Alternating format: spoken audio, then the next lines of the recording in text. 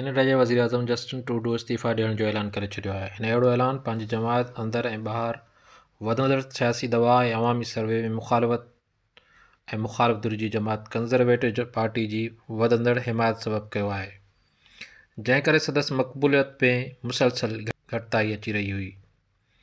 खेसि पंहिंजा साथी बि आहिस्ता आहिस्ता छॾींदा विया, जंहिं करे केतिरा ई भेरा खेसि हाउस ऑफ कॉमन्स में एतमाद जो वोट वठण खे मुंहुं ॾियणो पइजी वियो।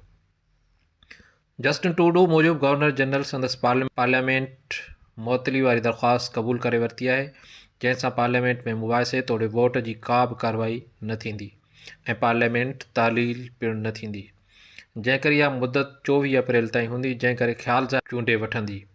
कैनेडा में आमतौर ते वफ़ाक़ी अॻुवान पार्टी कन्वेंशन दौरान चूंडिया वेंदा आहिनि, जिन खे पार्टी मेंबर चूंडींदा आहिनि। इहो बि ख़्यालु ज़ाहिर कयो पियो वञे त मार्च खां पोइ जॾहिं पार्लियामेंट कमु शुरू कंदी त मुख़ालिफ़ धुरि वरी एतमाद जो वोट वठण जी कोशिशि कंदी, जंहिं करे लॻी रहियो आहे त लिबरल पार्टी पंहिंजो इक़्तिदार घणी देरि बरक़रार रखी न सघंदी ऐं कैनेडा खे नयुनि चूंडुनि तरफ़ ई वञिणो पवंदो।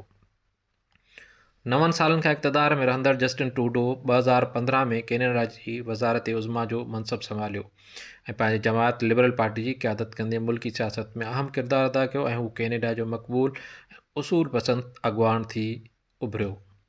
जस्टिन ट्रूडो जो हिते मुल्क में केतिरा ई समाजी ऐं माशी सुधारा आंदा, जिन में माहौलियाती तब्दीलियुनि, औरतुनि जे हक़नि जी हिमायत ऐं कैनेडा जे मक़ामी रहवासियुनि सां मुसालियत शामिल आहिनि।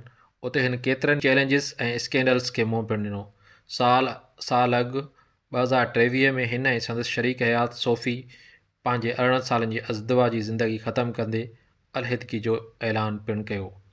हिन कैनेडा में ख़ालिस्तान तारीख़ जे सिख रहनुमा जे क़त्ल ते भारत ख़िलाफ़ सख़्तु बयानु ॾींदे चयो हो त भारत कैनेडा जी ख़ुदमुख़्तियारी में मुदाख़लत करे तमामु ग़लति कयो आहे। अहिड़ी रीति कैनेडा ऐं भारत जा नएं चूंडियल अमरीकी सदर डोनाल्ड ट्रंप पंहिंजे सोशल मीडिया ते जस्टिन ट्रूडो जे इस्तीफ़ा बाबति रद्दमल ज़ाहिर कंदे चयो आहे त कैनेडा अगरि अमेरिका में ज़म थी वञे त उन जा टैरिफ माफ़ करे टैक्स घटाया वेंदा। हिन चयो त कैनेडा जा अक्सर माण्हू कैनेडा खे अमेरिका जी 51 रियासत तौरु ॾिसणु चाहिनि था ऐं अमेरिका जो हिसो बणिजणु चाहिनि था। अमेरिका वधीक वापारी खसारो ऐं सब्सिडी बर्दाश्त नथो करे सघे, जेके कैनेडा जी हलण लाइ ज़रूरी ऐं मुल्क जे वहिंवार हलाइण लाइ तमामु ज़रूरी आहे।